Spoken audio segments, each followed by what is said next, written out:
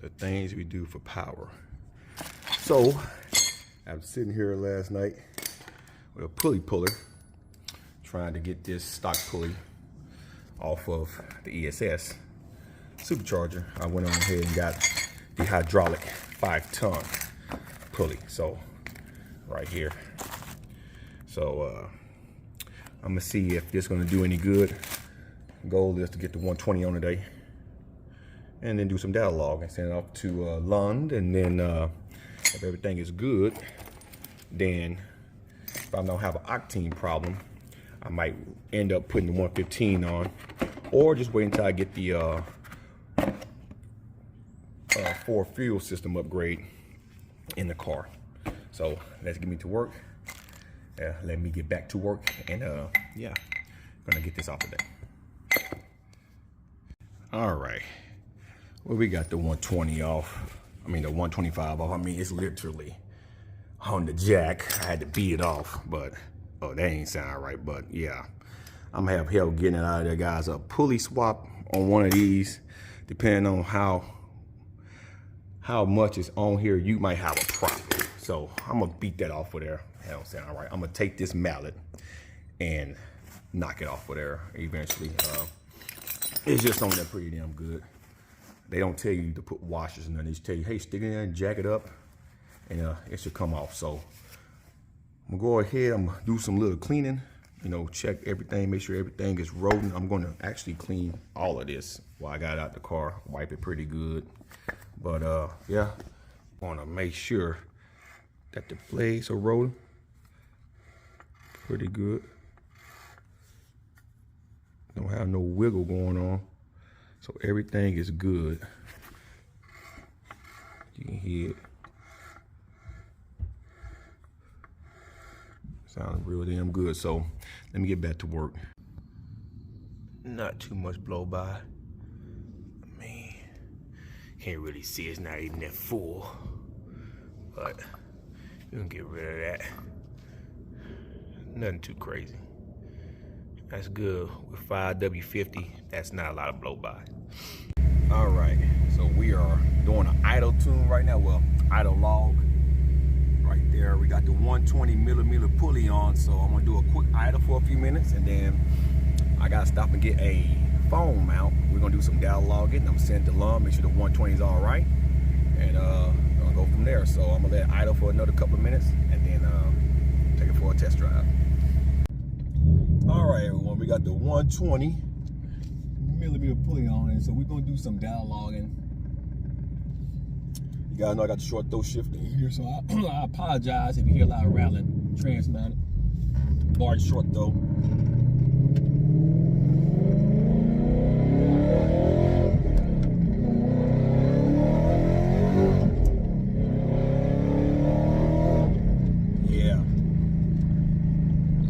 Traffic out here, but it is grooving. It feels a lot more healthier, and I think I'm gonna leave the 120 on. Let me tell you guys, I had hell getting that pulley off. It was a motherfucker, but I'm gonna get used to this one.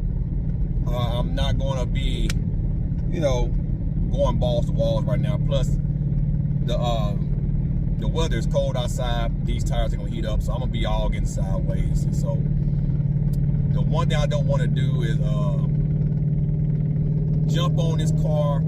I got used to the 125, so I know what that 125 would do, you know. But the last thing I want to do now is get on this one and just hit it. You know, it's a brand new belt. So, you know, I'm trying to get used to it before I start boosting it. But I'm going to get on it. I'm going to do a second gear pull again, maybe a third gear pull. But there's a lot of traffic out, guys. See? I got cars in front of me. So, but here's the dyno clip.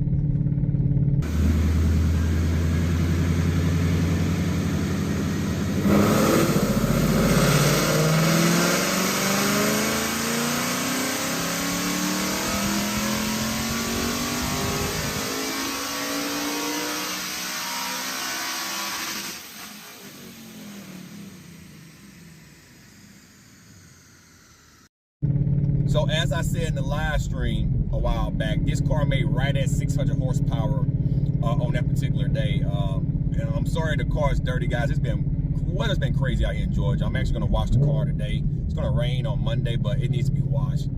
But the car made right at 600 horsepower, and I think it was 478 foot-pounds of torque. So the guy that did the that did the dyno, he ended up recording it, right?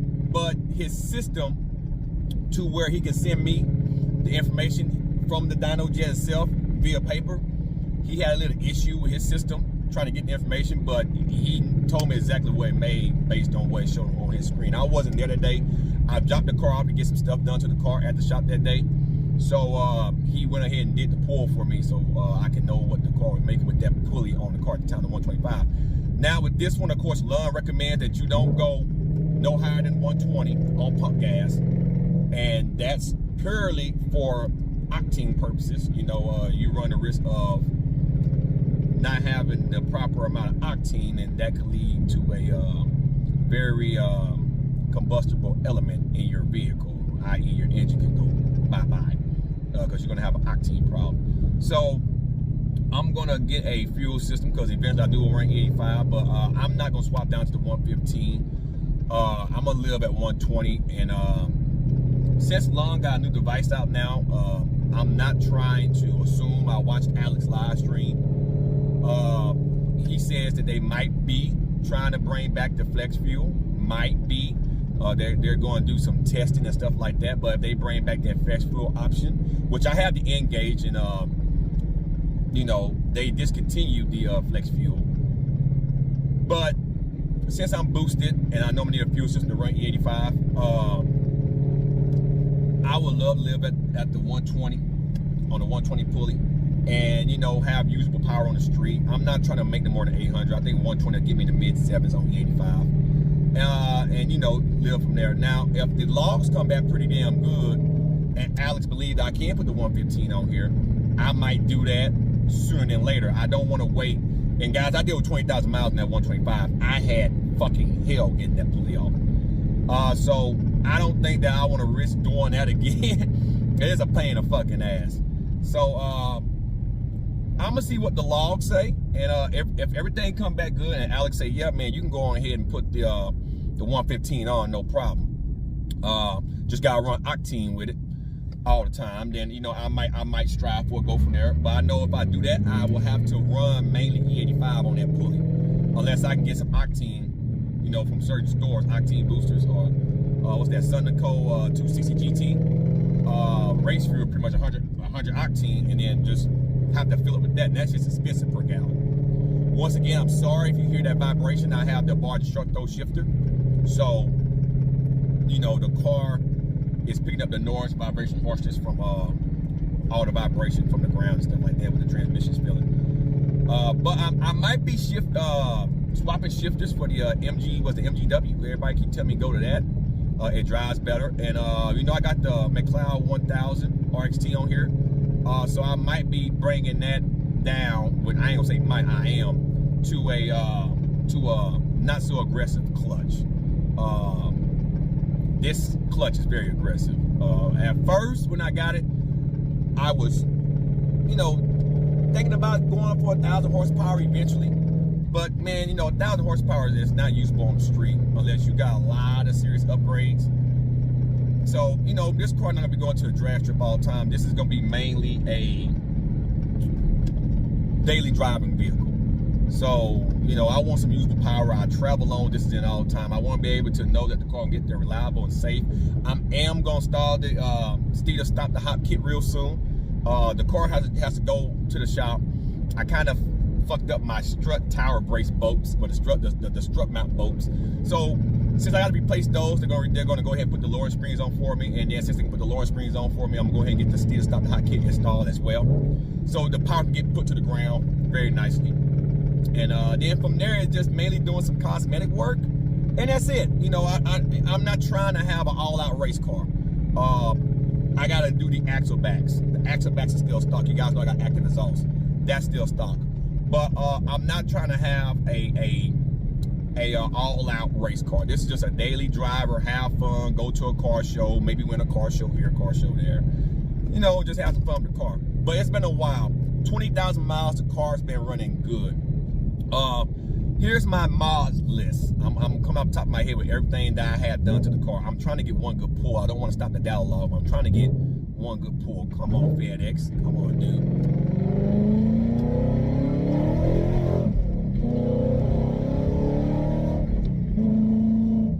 I mean, yeah, it's hooking and booking. I can say that.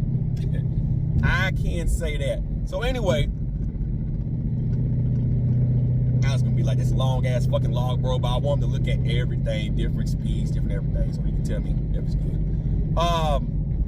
So of course I got the G2 ESS Supercharger on here, right, with the G3 intercooler. Okay, Barton short throw shifter is trans mounted. All right, the McLeod RXT 1000 clutch. I have BBK long tubes, high flow cats, and X pipe stock axle back as of right now. Let me see what else. I got the NGKs spark plugs. Of course, they're gap at 0.028. I got the FIC 1000s. I got a booster pump, of course. It's tuned by Long. What else am I thinking? I know I got something else done. I got 2 catch cans on the vehicle. I got upgraded brakes and rotors. I can't think. I think they're street lethal from fucking American Muscle. Of course, I got the spoiler on the car in the back. I got a Drake diffuser at the bottom. What else is there? Besides the windows being tint, front windows tinted too, actually. I'm trying to think. It was a lot of shit. I got lowering springs at the house that need to go on the fucking vehicle. I got the 120mm pulley on here now. Let me see. Is there anything else? I think that's it. Besides strut tire brakes, but that's not a modification. I think that is it for right now. I'm really pondering everything in my head that I had done to the vehicle. That's it. It's tuned by Long's, been dyno twice, and the last dyno made 600 horsepower, right at 600 at 7,500 RPM, and like I say, I think it was like 400, close to 480 foot-pounds of torque. It was somewhere around there. So that's mainly it, guys. The second transmission, the first one I fucked up. It's on the channel, and that was purely because of me. First gets no. This bitch is moving. This bitch, oh shit. This hoe is moving. This hoe, I think that's good enough for the dialogue. This hoe is moving. I'm gonna do one more, but out. I'm around a lot of traffic. This hoe is moving. It's night and day from that fucking 125mm. Right? It's night and day. Oh yeah, if you guys know what the blow-off valves on the vehicle, it's the precision blow-off valve. That came with the kit. I'm thinking FIC 1000s, vortex booster pump, rotors, brakes, rotors. Yeah, that's it. There's nothing else. Kit tuned by Long, and they took Long 3 revisions, by the way. Alex actually tuned the vehicle, but the car run good. Like I say, the NVH, that's because this is trans mounted. There's nothing going on. The car's not falling apart. It is trans mounted because I want to be able to know that the car's not gonna miss a gear. Now, I'm not gonna kid you. I noticed that once it got cold, I was having a second gear lockout issue at high RPM. Like second gear just didn't want to take. So that's one of the reasons why I'm going to be changing clutches. But eventually, if I do decide to want to go over 800 horses, I'm probably going to go with a band caliber built transmission at that point. I got 355s in the rear end too, guys, stock. And this is a 6-speed premium package. Yeah, that's everything. There's nothing else done to the car. Stock heads, stock oil pump gears. No need to change them. I don't have no rev limiter, and once again, I'm not going for a lot of power. Even with E85, I think 730, 740 is enough for me. Like I said, I want to be a daily driving car. I have hard enough bite from it, so I'm not gonna do a first gear hit because it's not gonna be funny. I'm gonna ease in the second and roll and see what it does and go third. And that'll be it. Matter of fact, I'm gonna log that.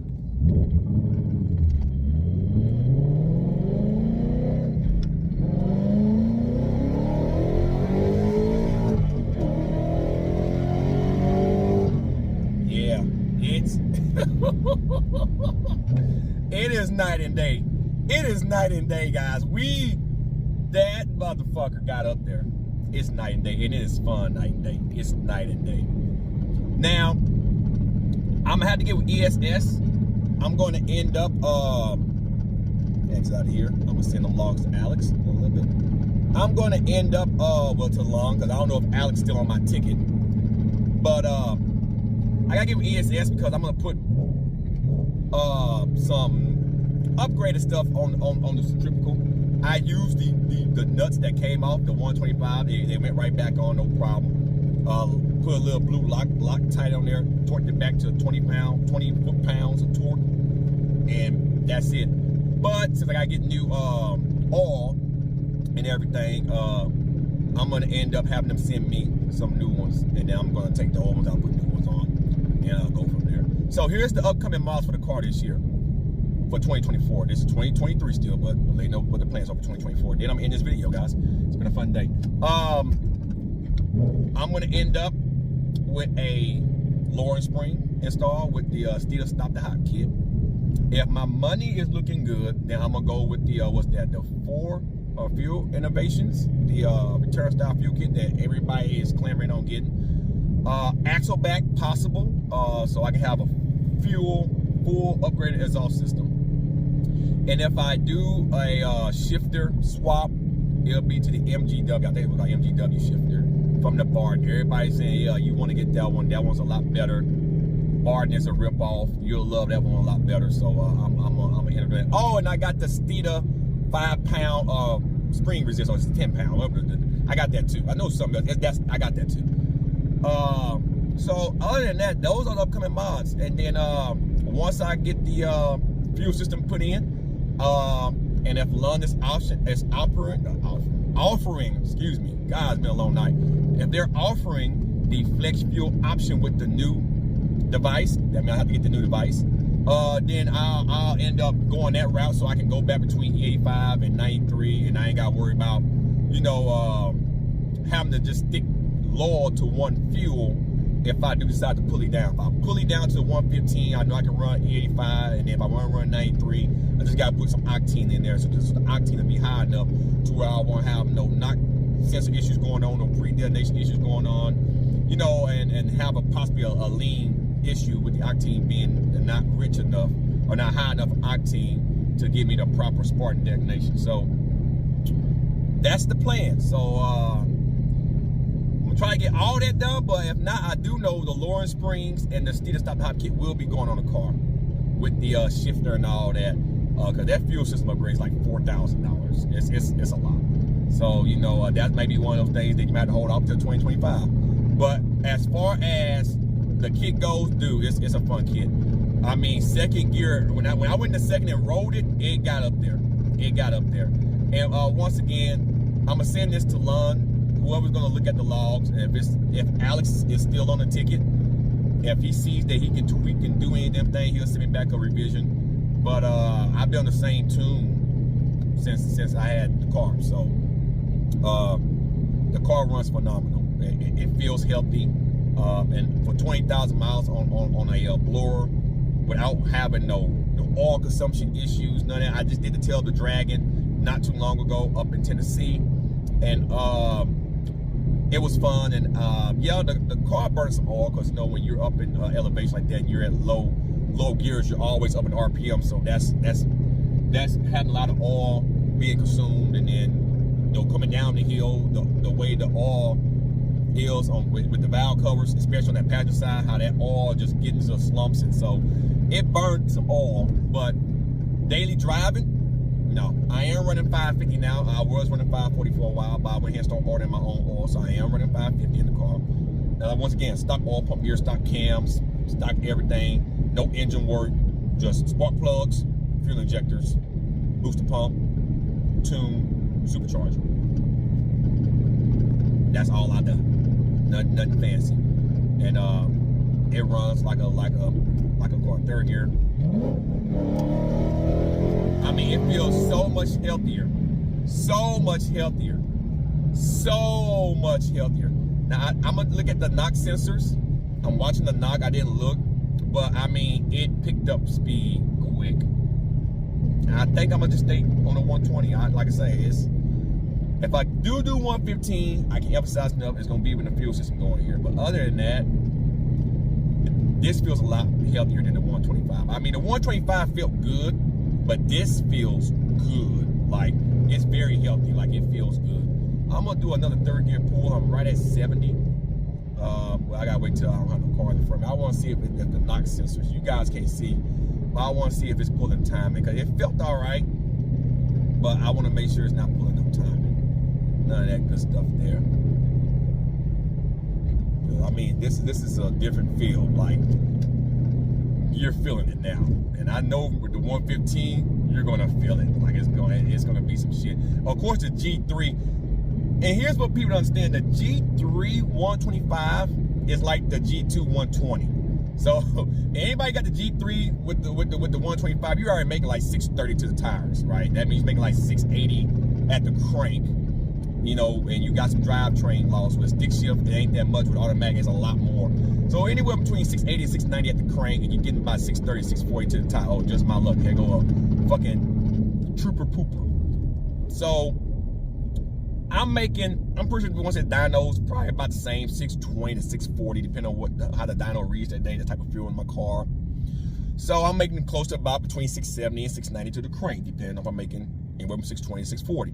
So that's why they emphasize with the G3, of course, if you do a 120 on G3, you're making north of 660. Well, I say between 660 and 680-ish, right?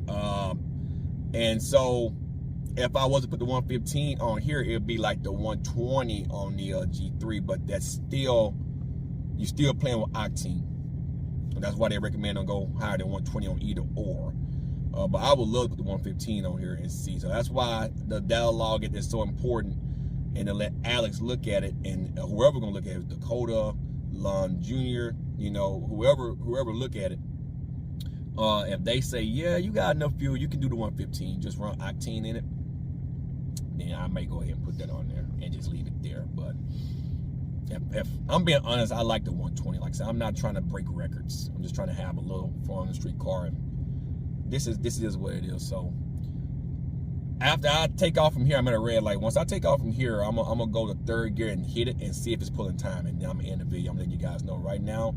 Short-term fuel trims right at 1. Long-term, -6 right now, but you know, long-term fuel trim is all based on how you drive in town on highways. So overall, it's trying to cut back on fuel. Short-term is right around 1. It's in there. Of course, I get a truck in front of me.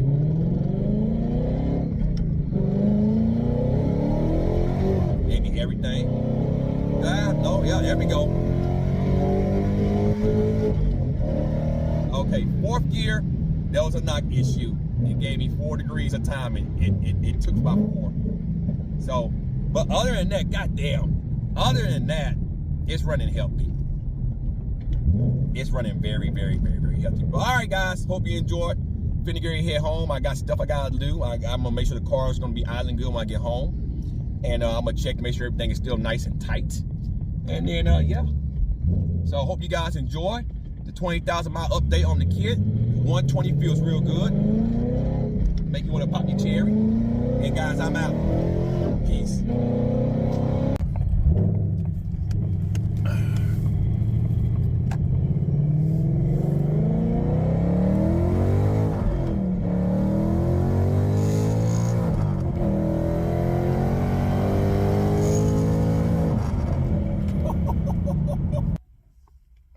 Turn the Rick James off.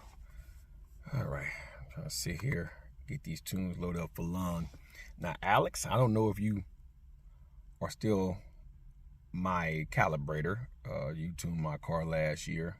I'm actually finna send these logs with the 120 millimeter. What the fuck was that? That flew. Anywho, let me know if everything look good, man. The car run great, and the 120 feels a lot better than the 125 millimeter on this G2. It feels great. The car ran great.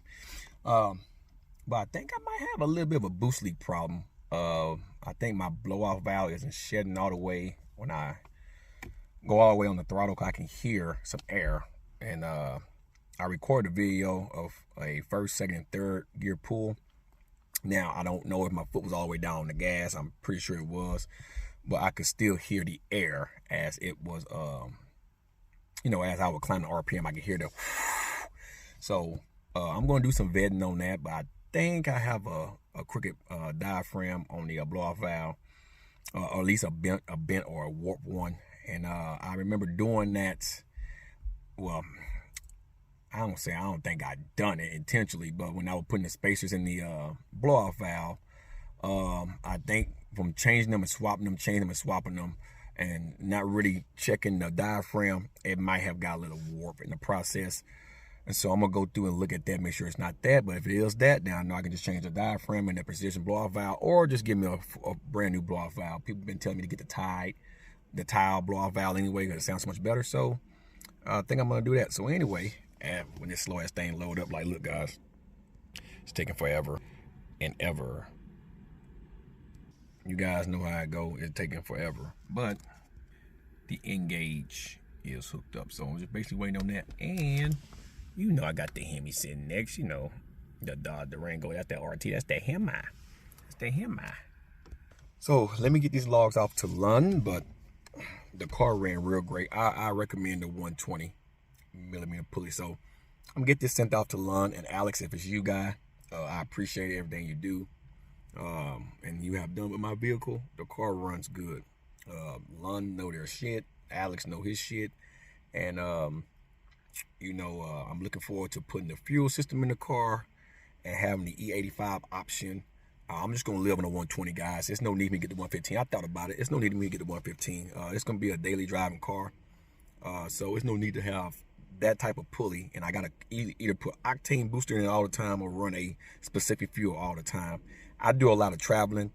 So having to run E85 all the time or run a higher grade fuel all the time with that type of pulley isn't going to be financially smart for me, because I go back and forth to Texas quite often, back and forth to Kentucky and stuff. I do a lot of traveling, so it'll be good and wise me stick to 120 and then run E85 when I put the fuel system in here. And I can go back and forth between E85 and 93. Just if they don't have a flex fuel option, then I can put the 93 tune back on the car. And if I want to run E85 for a day, put E85 tune on the car and load up this E85 and just have fun with the 120. And they'll be more affordable for me. And I can make a lot more power. I can probably go from maybe making mid 600s most likely right now, because I'm fairly confident that's what it is. I mean, I made 600 with the 125, so I'm pretty sure I'm making about 630 up to 650 on this pulley.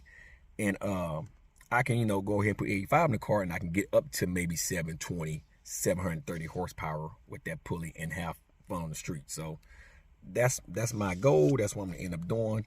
And I recommend anyone that's going to go this route with ESS to go ahead, either G2 or G3. If you're not used to boost, do the 125. That's what I did just to get used to having that type of power on a vehicle like this. Go to 125. Don't do 20,000 miles of that pulley on like I did and then try to take it off. You're going to have, you're going to have to get a pulley puller and a lot of other stuff. But getting it off and then swapping the pulley is easy. It's getting it off and then putting a new belt on with the new pulley. So if you don't want to deal with that hassle and you're used to high power cars, my advice is if you got the G2 or the G3, go with the 120, and I think you will enjoy. And then just like ESS recommends, don't go south of 120 unless you're going to have a fuel system upgrade or you're willing to run a higher octane fuel. And if you're willing to spend that money and run some Sunoco 267 GT, or you want to run E85 all the time, or or constantly have to put octane booster in your car when you fill it with 93, then the 115 might be for you. But for someone like me to do a lot of traveling and you want to have a daily driven car and you want the option to go between the 91, 93 tune to an E85 tune, or if Lund's bringing back the flex fuel option with the new tuning device that they finna release, if they're bringing it back, you know, Alex said they might be doing that. They got to do more vetting and figure out some more shit. But if they bring that back, then putting the 120 on the car, for someone like me, it's beneficial because I do a lot of traveling and I don't want to have to live on one specific fuel the whole time I'm on that pulley. So, but anyway, guys, let me get back to work. My laptop has loaded up, so now I can go in here and click on my email and send this shit on over to London and see what Alex say. If it ain't Alex, if it's Dakota, or if it's Lon Jr. or even Senior, whoever gonna look at the log, if they tell me everything is good, you're good to go, no problems, piece of cake. And then I'll be bringing you some more footage of the 5.0 here in the upcoming days. And you know, I got more plans for it, but I think I'm gonna stay with the 120. Most likely I am. I'm very content with that, and put the fuel system on, and then just have fun with that 120 with the different fuel system. So you guys enjoy the rest of your weekend. I am out, guys. Peace.